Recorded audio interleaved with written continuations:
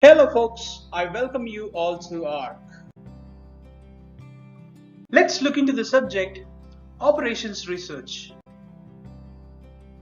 Now we're going to look into the topic solving linear programming problems using graphical method.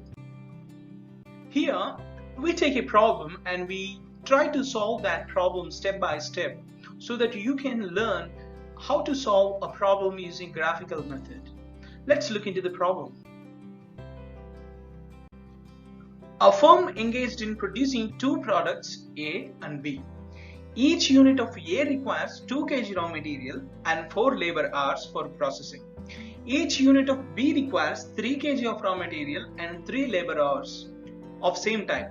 Each week, the firm has an availability of 60 kg raw material and 96 labor hours.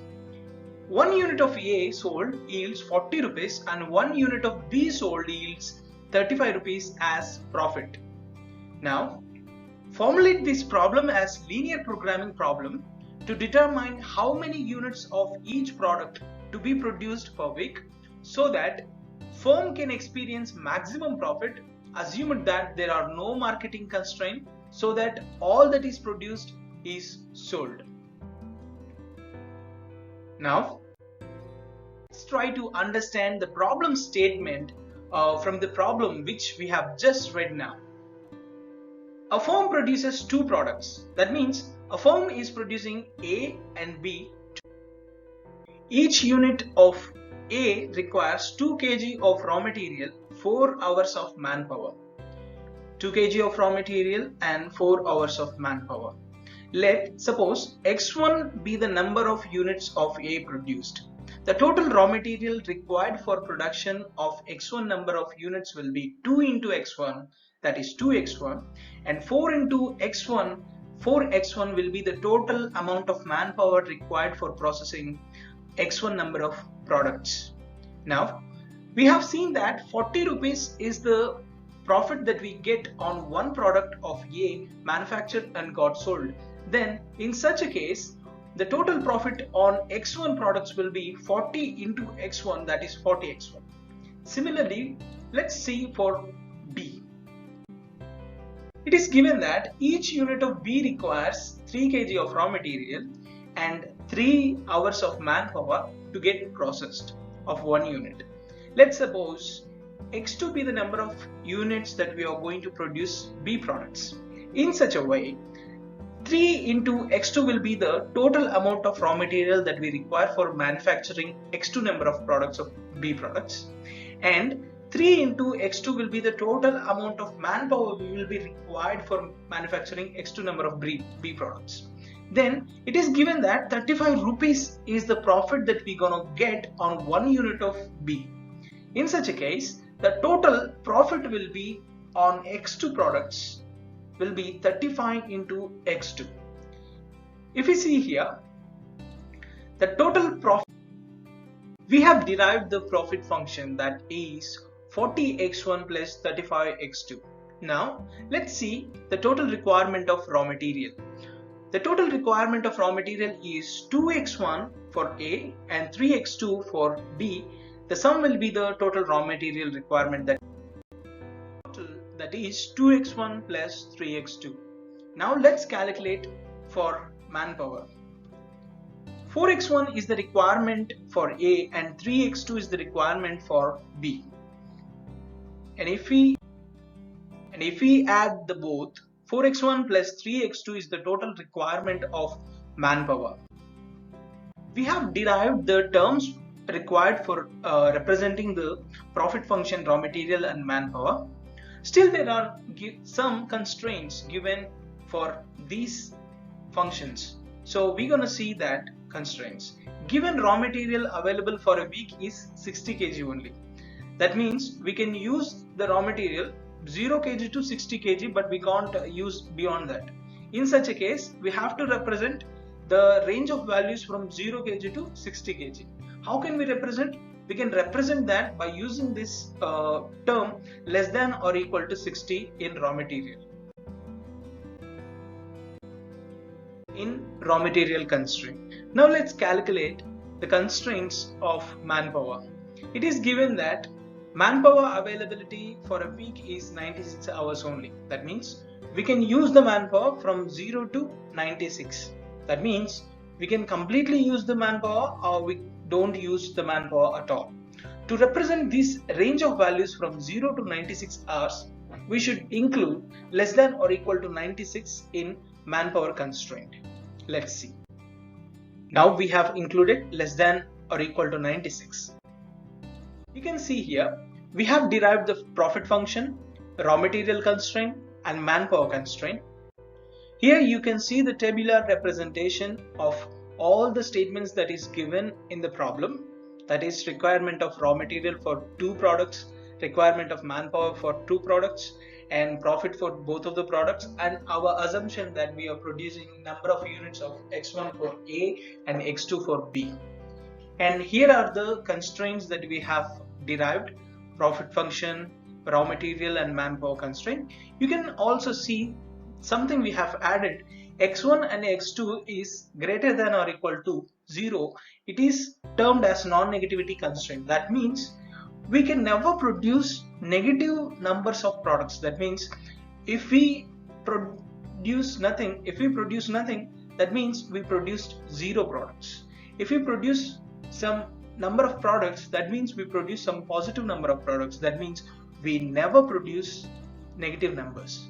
So that's why the limitation of X1 and X2 will be 0 to infinity. Let's start solving this problem. Now let's solve these inequalities. Raw material constraint is 2x1 plus 3x2 less than or equal to 60. If we transform this inequality into equation, the equation will be 2x1 plus 3x2 is equal to 60.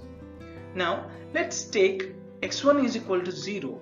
If we take x1 is equal to 0, 2 into 0 plus 3x2 will be 60, and 3x2 is equal to 60 and x2 gives 20. At this point we will get a point 0, 20 is the intersecting point of raw material constraint. Now at x2 is equal to 0, if we substitute x2 is equal to 0, we will get 2 into x1 plus 3 into 0 is equal to 60. 2x1 is equal to 60 and x2 will be 30. At this point we get a point 30, 0 is another intersecting point of line 2x1 plus 3x2 is equal to 60. Let's solve manpower constraint. 4x1 plus 3x2 less than or equal to 96. 4x1 plus 3x2 is equal to 96 if we take it as an equation. Now let's substitute x1 is equal to 0. If we substitute x1 is equal to 0, we get 4 into 0 plus 3x2 is equal to 96, and 3x2 is equal to 96, x2 is equal to 32, and if we take it as a point 0, 32 will be the intersecting point of line 4x1 plus 3x2 is equal to 96. And at x2 is equal to 0, if we substitute, we get 4x1 plus 3 into 0 is equal to 96, and 4x1 is equal to 96, x1 gives 24, and the point we get is 24, 0. That is another intersecting point of line 4x1 plus 3x2 is equal to 96. Since these are lines, whatever we have derived for lines, those are the intersecting points of the lines. Lines represents the equations, but it is given the inequalities in the question. Inequalities represents the area that is covered by the line. Now we have to plot these points. Let us name the points like 0, 0, 0, that is origin, A 0, 20, and B 30, 0, C 0, 32, D 20, 0, and now let's plot these points in graph. Let's plot these points on this graph. 0, 0 at the origin and A 0, 20 will be the one point.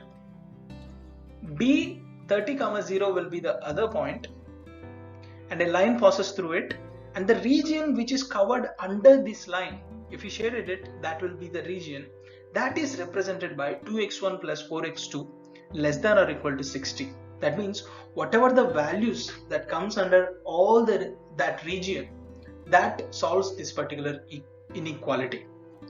Similarly, we do that for the other points. C 0, 32 and D 24, 0. The line passes through this and the region covered by that particular line is this. 4x1 plus 3x2 less than or equal to 96 will be the region, and if you see the two lines are intersecting at a particular point, that is E 18, 8. Now both the regions, both the shaded regions, the red color region and green color region is overlapping at a particular region. That region is called feasible region. And you can see at the boundaries of that particular violet region, the boundaries are 0, 0, A 0, 20, E 18, 8, D 24, 0 are the feasible points of that feasible region.